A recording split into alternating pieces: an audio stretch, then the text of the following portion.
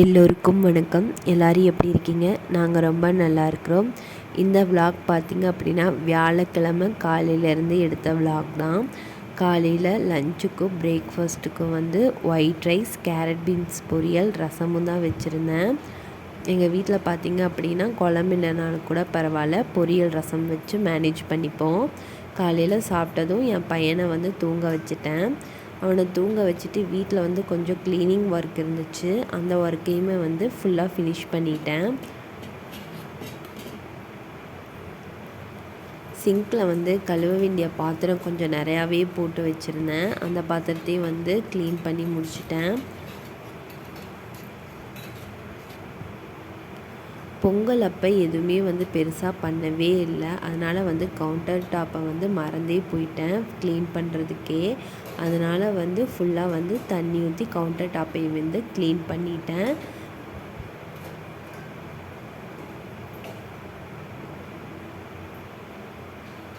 இந்த கெட்டில் பார்த்திங்கன்னா ரொம்ப யூஸ்ஃபுல்லாக இருக்குது. சுடுதண்ணி வேணும் அப்படின்னா இந்த கெட்டிலில் ஊற்றி வச்சுட்டோம் அப்படின்னா ஆட்டோமேட்டிக்காக அதுவே ஆஃப் ஆயிரும். ஒயிட் ரோஸ் எங்கள் செடியில் பூத்தது.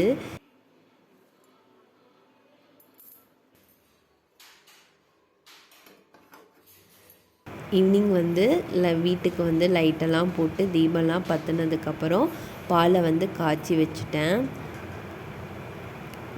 பாலுக்கு மேலே இருக்கிற ஏடை மட்டும் தனியாக எடுத்து ஒரு டப்பாவில் ஸ்டோர் பண்ணி வச்சுருக்கேன். அது டப்பா ஃபில் ஆனதும் நெய் எடுத்துக்கலாம் அப்படின்னு சொல்லிட்டு இப்போல்லாம் நெய் வெளியே வாங்கிறதில்ல. இந்த மாதிரி நாமளே எடுத்து வச்சுக்கிறது தான்.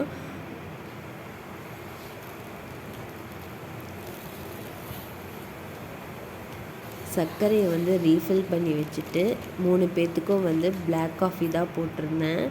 மேக்ஸிமம் இப்போல்லாம் பால் யூஸ் பண்ணுறதே இல்லை.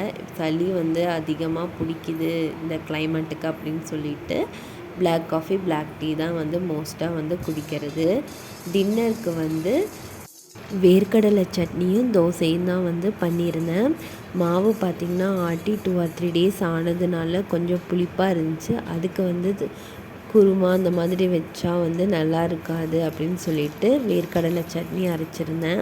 இந்த வேர்க்கடலை சட்னிக்கு நான் கொஞ்சமாக வெள்ளை எள்ளு சேர்த்துறேன். எதுக்கு அப்படின்னா இப்போ வேர்க்கடலை கொலஸ்ட்ரால், வெள்ளை எள்ளு ஹீட்டு. அதனால் அதை ஈக்குவல் பண்ணுறதுக்காக நான் சேர்த்துருக்கேன். நீங்களும் ட்ரை பண்ணுங்கள்.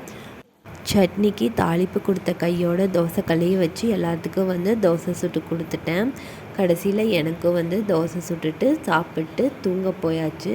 என் பையனுக்கு தோசை கொடுத்தேன். அவன் வழக்கம் போல் சாப்பிடலை. அவனுக்கு பால் ஊற்றிட்டு தூங்கிறதுக்கு போயாச்சு.